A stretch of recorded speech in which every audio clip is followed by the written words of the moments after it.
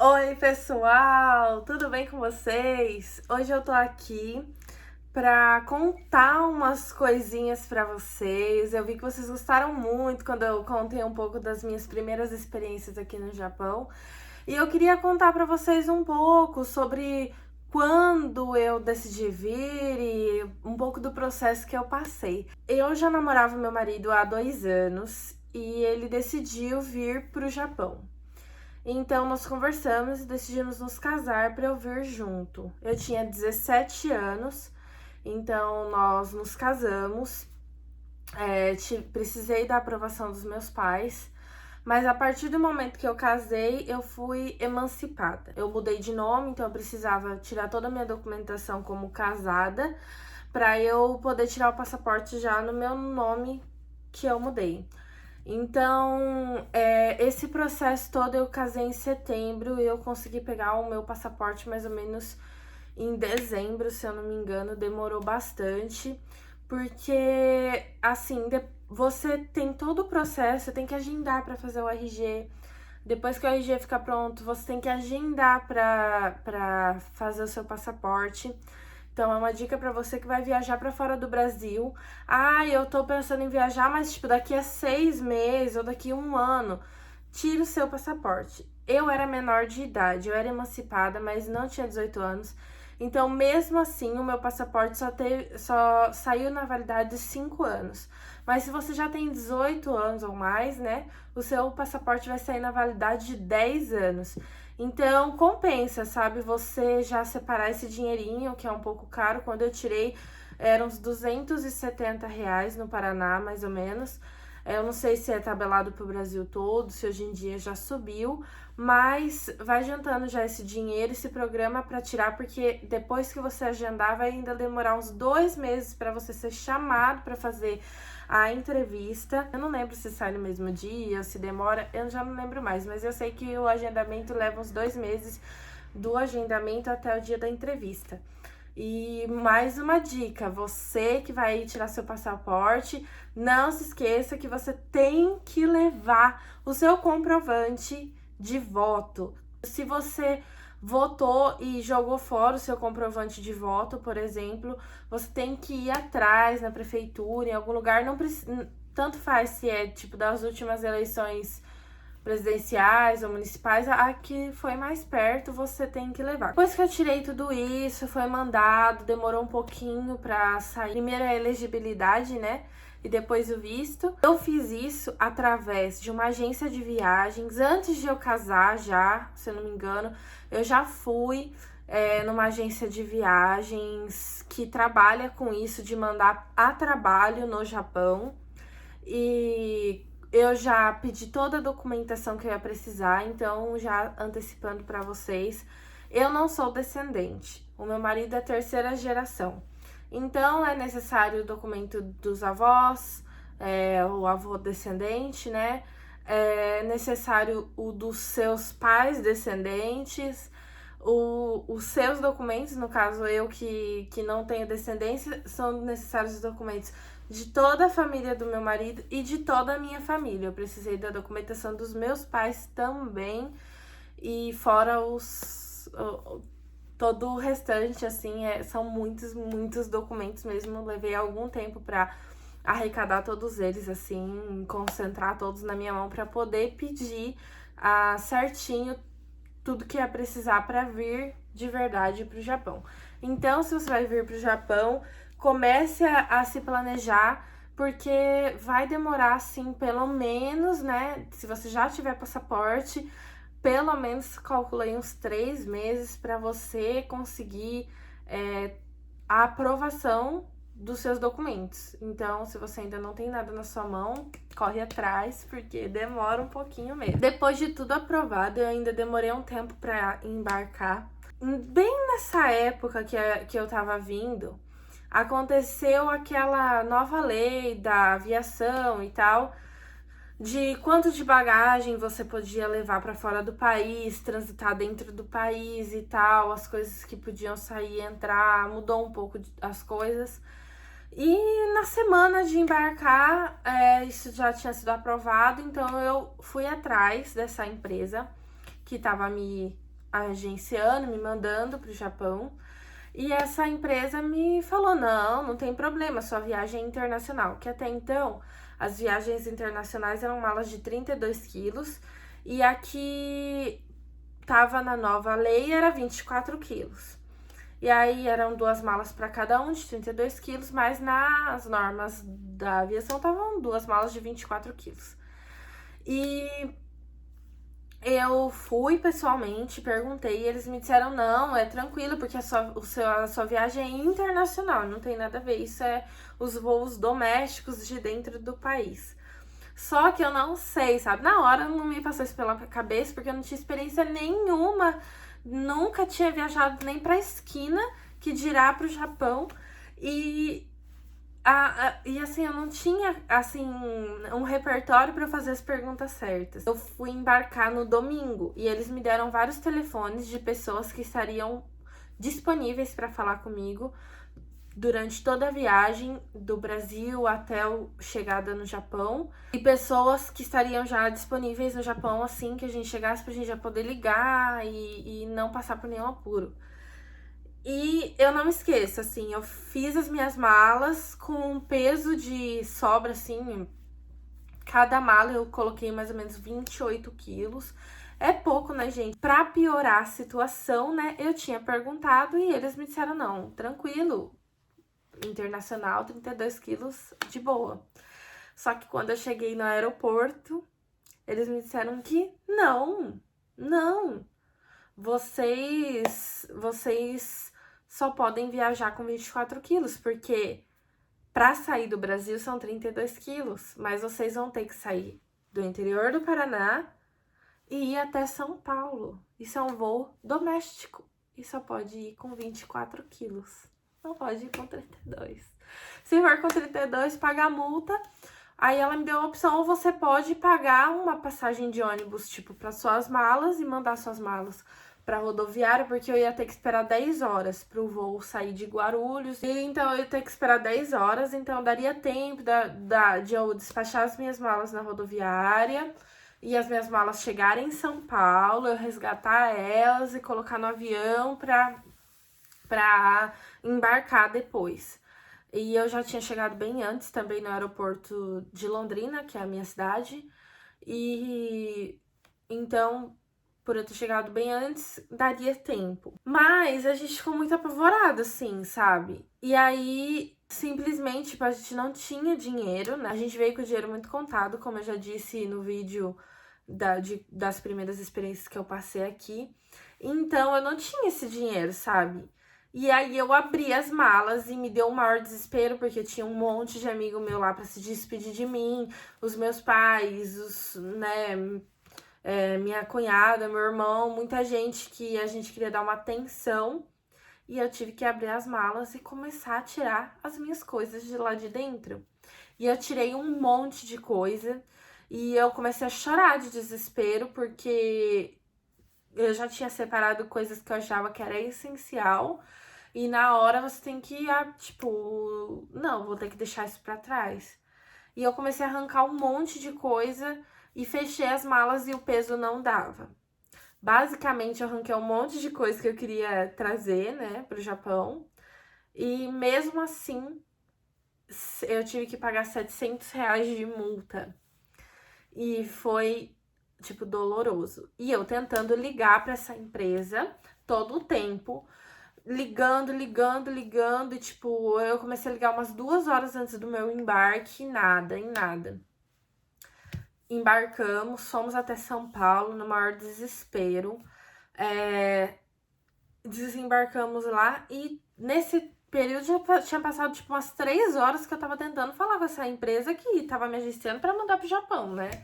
Aí eu já comecei a pensar um monte de coisa, furada, nossa, o que tá acontecendo, sabe? Assim que eu desembarquei, eu liguei o telefone e já a mulher me ligou. Aí eu falei: olha, aconteceu isso, eu paguei R$ 700 de multa, como é que a gente vai fazer? Porque eu já não tenho dinheiro. Eu fui aí e te perguntei pessoalmente, como que você vai fazer agora, porque se eu não tivesse te perguntado, você até teria razão, mas eu te perguntei e você disse que tava tudo bem. E agora eu tive que desembolsar um dinheiro que eu não tenho. O que nós vamos fazer? E aí, graças a Deus, assim, essa pessoa me devolveu esses R$ 700. E assim, é tenso, assim, porque na época eu achei assim. Foi difícil a minha situação, ao mesmo tempo eu achei muito legal da parte deles devolver o dinheiro, mas hoje eu sei que eles não fizeram mais do que a obrigação, porque assim, só para vocês saberem, eu paguei R$ 1.400 para eles fazerem o meu visto, para nos mandarem, né, meu e do meu marido, para nos mandarem para cá. E fora isso, nós fizemos o financiamento de passagem com eles. E nós pagamos no total, acho que se eu não me engano, na época, assim, foi mais ou menos 21.500 de passagem. Só que eu sabia já, porque todo dia eu olhava os voos pro Japão, e eu sabia que eles tinham pago no nosso voo, era 2.500 mais ou menos por poltrona. Então, eles pagaram 5.000 na nossa passagem. Independente se aqui no Japão a colocação que eles falam seria em torno de mais ou menos R$ 2.000. Então, tudo que eles tiveram de gastos com a gente, né, de colocação, passagem e o visto e tal, eu acredito que não teria passado de R$ 8.000 e nós pagamos R$ 21.500 para eles durante todo o processo. Então, né, meu bem, que é aquela parcela que eu disse que não tinha como comprovar, que eles não davam recibo, que isso é tudo assim, é feito meio. É entre eles, entre a empreiteira que te recebe aqui e entre a empresa que te manda do Brasil para o Japão. Então, é assim, não fizeram mais do que a obrigação de devolver R$ 700 que eu paguei de bagagem, porque foi uma informação que eu pedi, eles me passaram errado e ainda por cima já lucraram bastante em cima de mim. Então, isso aí, né, foi obrigação deles mesmo.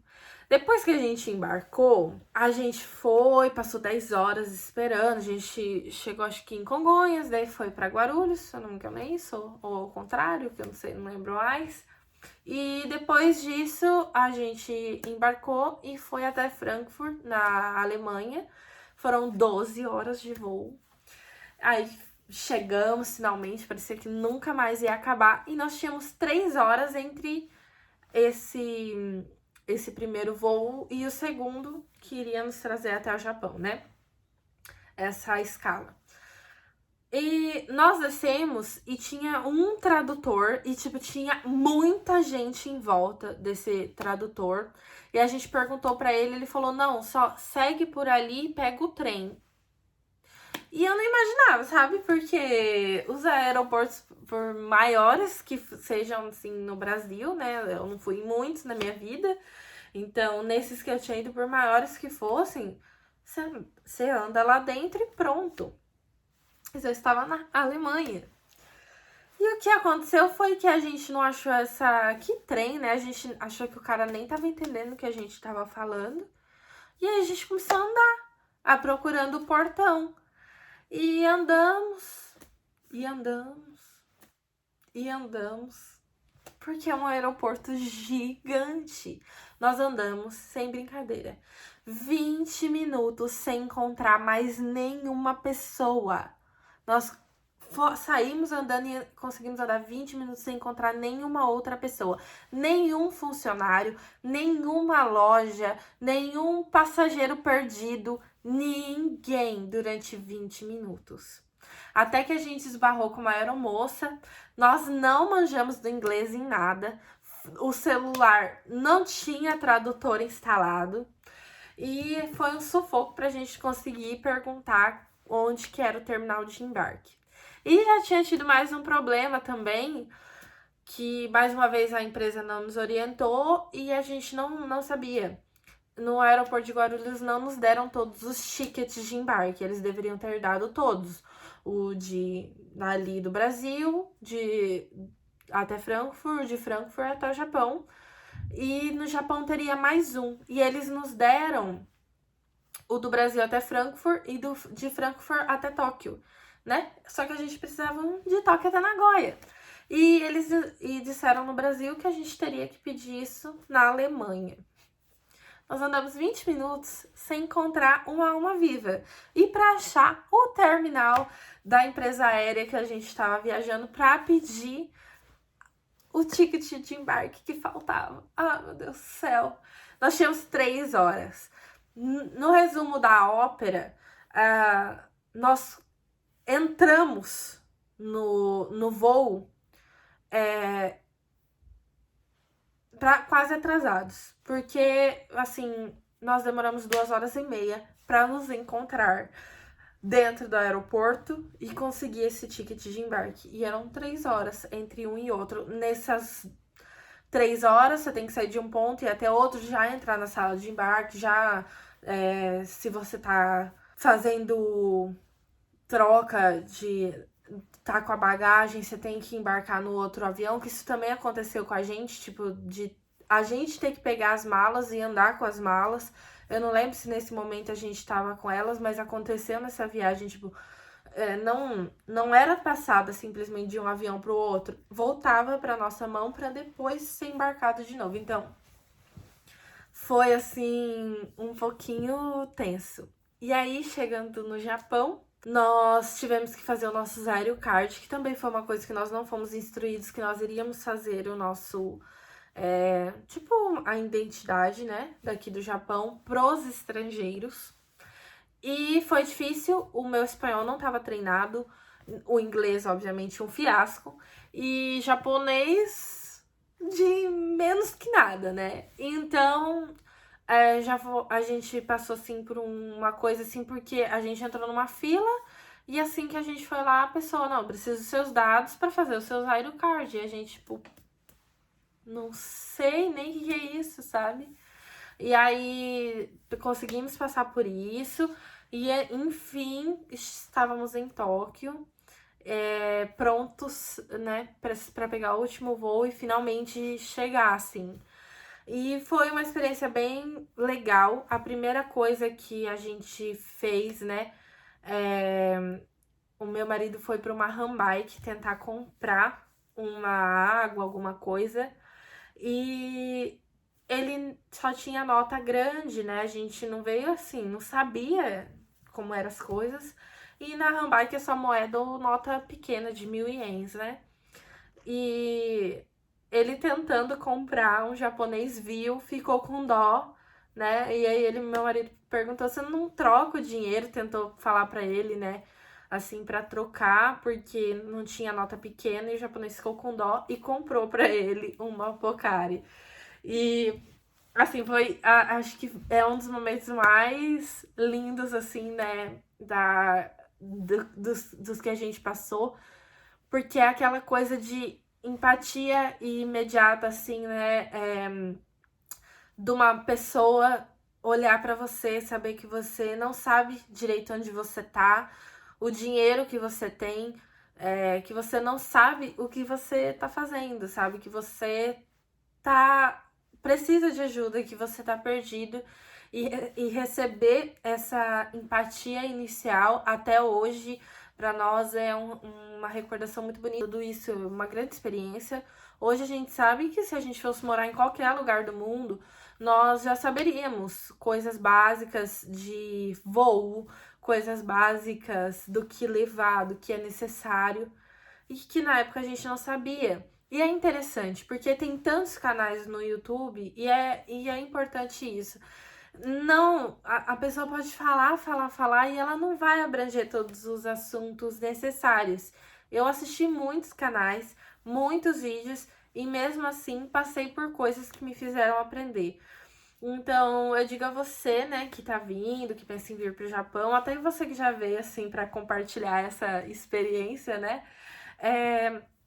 Não importa o tanto que te falem e tal, você vai passar pelas coisas que você tiver que passar, você vai sempre, essas experiências vão vir a acrescentar, mesmo que não sejam recordações tão lindas, mas pelo menos recordações de aprendizado. E com certeza isso o Japão nos deu desde o primeiro dia, desde antes de sair do Brasil, o Japão já estava nos ensinando. Então, foi uma grande experiência. Espero que vocês tenham tirado algum proveito. Vejam já alguns pontos assim que fica de alerta de algumas pequenas dificuldades. Que se você também não tem experiência, vai atrás, dá uma lida, né? Sempre se precavendo para que você não tenha que passar por algum sufoco que a gente passou. Não é necessário, sabe? Se você puder evitar, né? De passar por isso é muito melhor, uma experiência menos drástica, menos traumática, porque, querendo ou não, você já vai ter outros choques culturais. Se você puder evitar esses choques da desinformação, é muito melhor. Eu espero que vocês tenham gostado. Deixe seu curtir, o seu comentário aqui. Me conta, você já veio para o Japão? Você já foi para algum outro país? Qual a sua experiência? O que aconteceu de diferente com você? Você estava preparado para isso ou não? Então, é isso, deixa suas perguntas. Para um contato mais próximo comigo, me segue lá no Instagram. Eu vou deixar o link do meu Instagram aqui no box de informações, porque assim vocês têm um contato mais próximo. Eu tô sempre postando stories. Vocês podem me mandar mensagens no direct, que sempre que possível eu vou estar respondendo aí todo mundo. Muito obrigada. Até o próximo vídeo. Tchau!